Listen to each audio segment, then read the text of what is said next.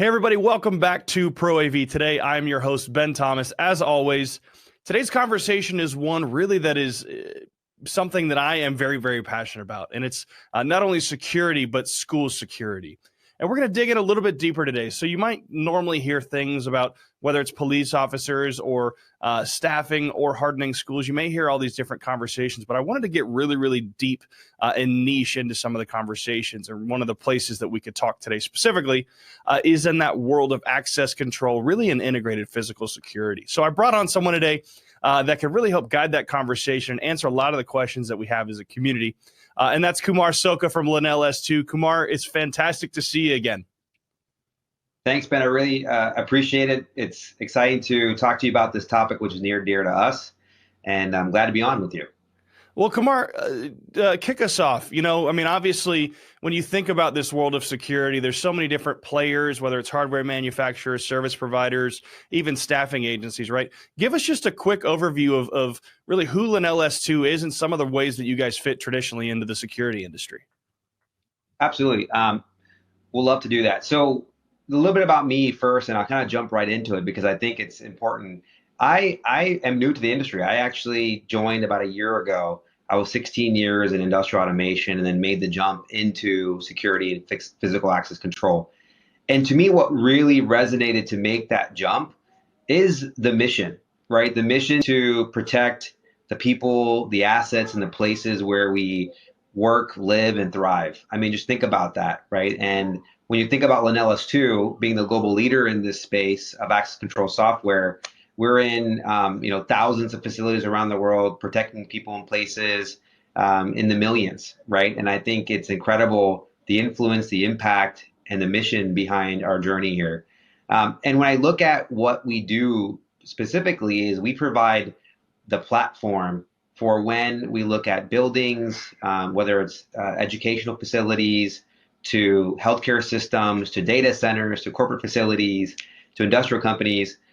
We provide that platform that brings all the security pieces together.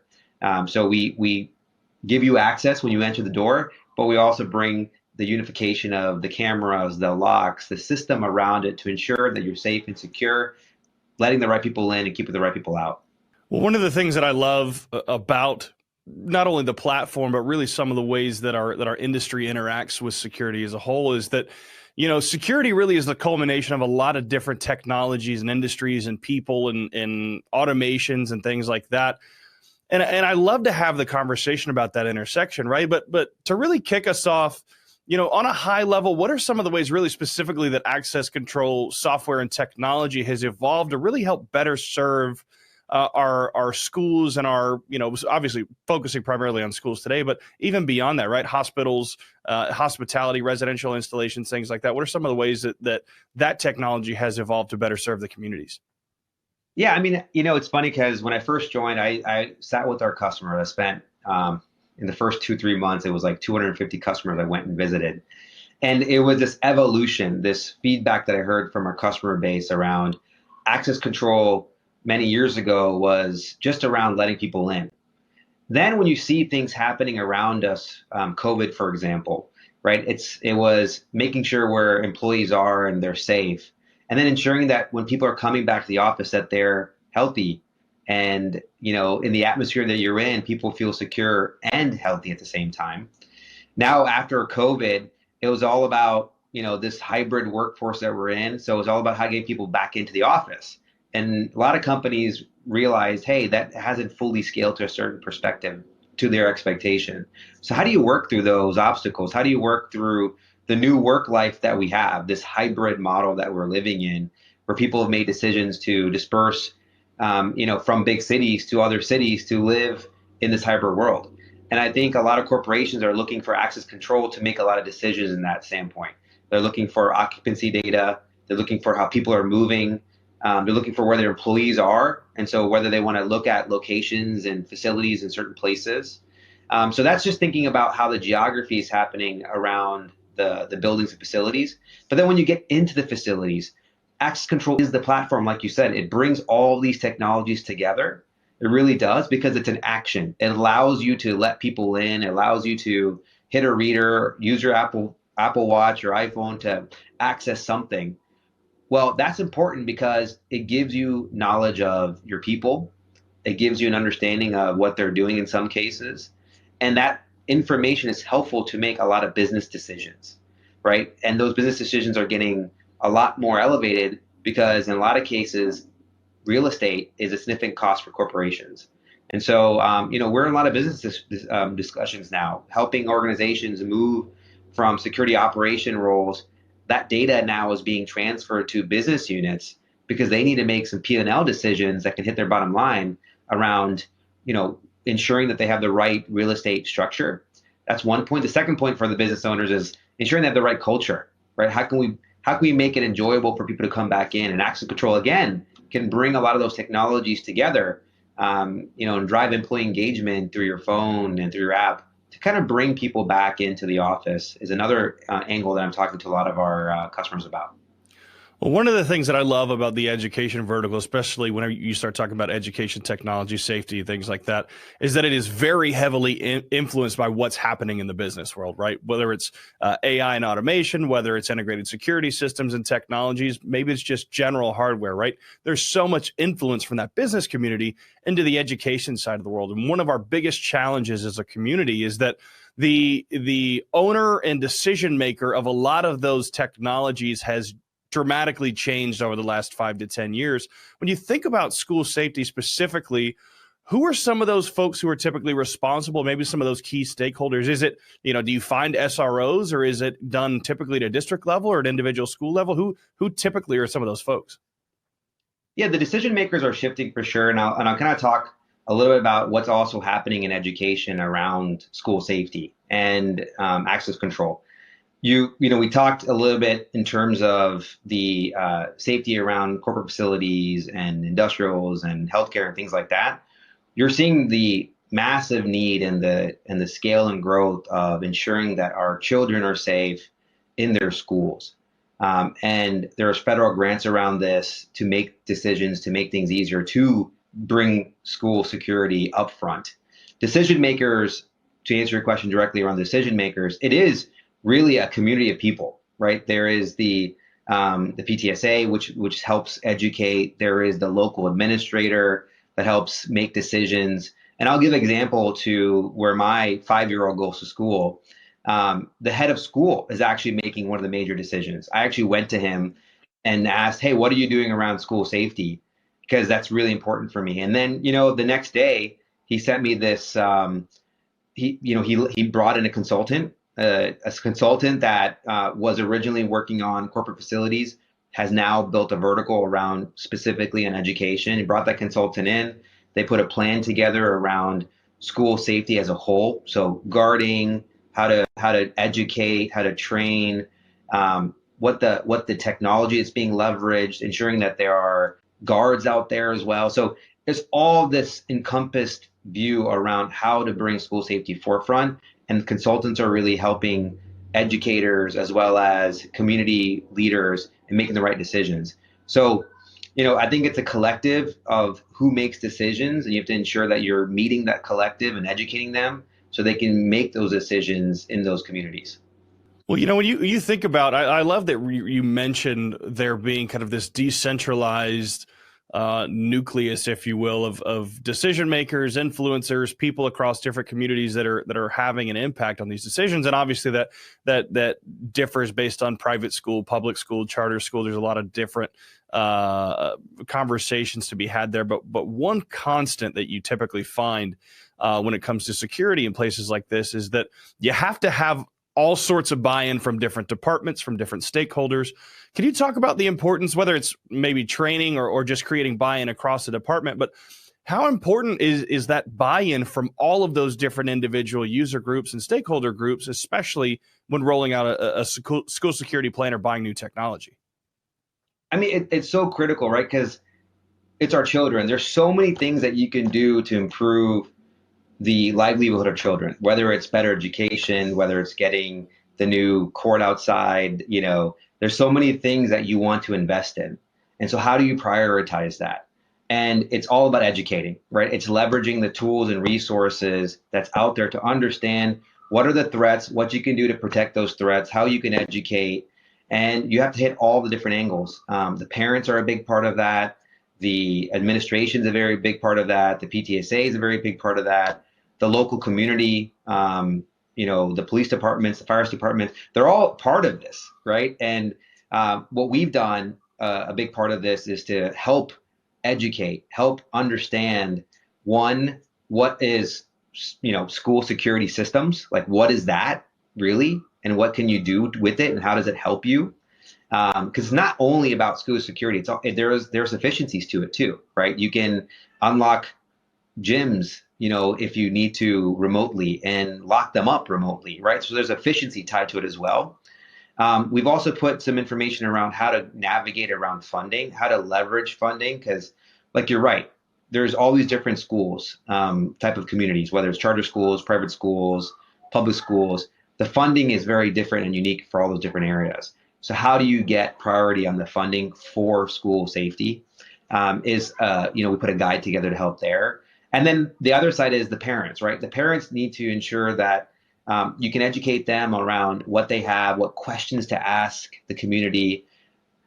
How can they make an impact? I get questions from my friends all the time around this because they know the industry I'm in, and I tell them this is what they can do in their community. And so we kind of package those things together to help them. And then the kids are the other area that you want to educate as well, right? Because you educate them, they know what to do, that's making smart, but they also can ask the questions to their teachers on what they should be doing as well to keep them safe. So prioritization, education, and then collaboration and bringing everyone together to make some of these decisions. Well, you talked about the parents, and one of the reasons that I wanted to have this conversation with you today is because you guys just launched a new program called On the Safe Side, something that I saw an incredible value in, but it's geared towards folks maybe in some of those external communities. Maybe it's parents, it might be community members, it might be things like crossing guards, even school bus drivers, things like that. But it's really geared towards educating a lot of those folks about whether it be best practices, whether it be how to have conversations with your children about these topics. Talk a little bit about that program, because I know it's such a massive part, generating that buy-in even outside of the core stakeholder group. Absolutely. Like we are one of the leading providers of security systems for schools, colleges, out there, and we've learned a lot in that experience. And so it is really important to package those things up and bring it to the forefront with the stakeholders involved in making these decisions. And we felt that a big part of that is the community, to your point, right? And the parents, and everyone around the parents, to ensure that our children are safe. So we started this program called On the Safe Side, which is purely around education, right? Education around security systems, around the funding that you can work through, ensuring that there's resources to even educate your kids on what's happening out there. Because there's a lot of things that people aren't aware of, right? And I'll give you an example. A lot of school campuses, and even some high schools now, have blue lights, where meaning that if there is an emergency, or if there is an issue, or if there is God forbid, a active shooter or something like that, this blue light appears and it means stay away, right? It means stay away. And people don't realize that that's actually a very common thing, and you don't even look for it. You may not even know about it, right? And so it's about educating. It's about understanding what the possibility, what good could look like. And so when people ask the questions, they know how to ask the questions. In my local community, I'm involved in the school, and we get together with the school board, and I ask these questions all the time, right? And it's great to see that that I'm also educating my fellow parents, because now they know what to ask as well. And I think it's important for us as we move forward here around really driving school safety. Well, and I want to ask too, you kind of brought up the idea of obviously the core differences between the K-12 education system and higher ed and university system. What are some of the core differences, from a safety and security education standpoint, right? Obviously, when you think about university students, they're far more proactive in their own security because they're sentient beings, if you will. But what are some of the core differences that you see from an education perspective? I mean, a big part is that, like, the students stay there, right? So there, you have campuses, but you also have dorm rooms. So there's this piece of ensuring that their students are also safe, in their dorm rooms, which is part of the entire campus. So there is a lot more proactive and teaching to the students around what needs to be done, but also giving them the technology to ensure that they can go access that. So, for example, the technology is a little bit different, right? Like you said, they have cell phones. And, a lot of K through 5 don't have cell phones, right? When you have a cell phone, you can alert an alarm, right? You can call 911. You can do things, right? Where that makes a little bit of difference for sure in how you set up a system. And so when you're thinking about K through 12, you're trying to be as proactive as possible. You're trying to, lock down an area or unlock an area based on what's happening within a school. And those are very two modes of operation, right? And so we built solutions, purpose-built solutions for each case, right? There is purpose-built solutions for higher ed because of some of these differences, and there's purpose-built solutions within the local schools that range from K through 12. Well, last question, kind of on the safe side about the program. How does something like this build long-term value, not only for the schools and the school districts, but really for the relationships and the trust factor between maybe the parents and students and a lot of that school board? It really is the knowledge, right? Like when you can educate individuals around what to ask, what's around there, what does good look like, it really does help a lot in communities. And, there's so many different examples of what schools do. And I actually share our school example to a lot of my friends and colleagues. And they're like, wow, this is incredible, right? And so how do you take all that information and share it in a way that's digestible, that people can actually learn from that and push it out in a way that people will be excited? Like we actually partnered with a celebrity here because we really think like we want to get people to understand what they can do and the impact they can make in their communities. And it actually is something that's ground up where you can leverage the parents and the kids to make a difference. And so we feel if you can get the word out, if you can educate, understand what good looks like, understand how to leverage the funds that are out there as well, you can really make a difference, right? And that's what we're excited about. And that's how you can make a long-term difference, right? Is if you could teach someone, teaching goes a further, a lot longer way, right? And we know that. And that's the methodology that we're trying to leverage here. Well, I can tell you, I'm a massive advocate of what you're doing. I think education in all forms is really beneficial for communities, especially when you talk about communities who have a lot of questions, and sometimes there's ambiguity, and obviously there's taxes and budgeting involved. So it's the public sector and the private sector really coming together to better serve our communities. And before I let you go, I wanted to give you one last question. If you had your crystal ball, your proverbial crystal ball, take it out for me for just a second. What are some of the technologies, especially in education security and physical security in education? What are some of the technologies that you anticipate really making an impact in the next 5 to 10 years? Yeah, I think the mobile side of things will definitely move, right? You're seeing already the advancements of education, like higher ed, for example. Kids are using phones for everything. That's where everything is at. And you're seeing younger and younger age groups of kids using mobile as their mode of technology in a lot of ways. So I feel the mobile will be centralized as a big part of the evolution of leveraging, a better customer experience and what you can do with it, whether it's opening doors or ordering food or leveraging it to buy things, right? And I think it's all going to be centralized around the cell phone in a lot of ways. I also think when access control and a lot of platforms are moving to the cloud, you're actually being able to leverage more data. And that data can tell you more insights. And that insights can help you think about patterns, right? And so I think one of the biggest things that I am seeing and that I'm also trying to drive our organization towards is more of a proactive security. Look for predictions, leveraging the camera and analytics around us to predict when things could happen. So we can drive more of a proactive, preventative approach. And I think we're seeing a lot of that happen today. You're seeing this technology being leveraged in different industries. And I feel that can definitely come into our school systems, our communities. because there's cameras in all different locations, and when you can pull those things together, you can figure out different patterns, and I think that gives us a lot of insight of what the possibility could happen, and so you can be a little more proactive with your security. So those are two things that I see a lot is moving to the cloud, and when you move more into the cloud, you have data, and that data can leverage to drive proactive security. And then just the ever in this space, specifically around our kids, the phone and the mobile are kind of the upfront technology that they use every single day. And I think that's going to be predominant on how security and how to do access control in the future is going to be leveraged.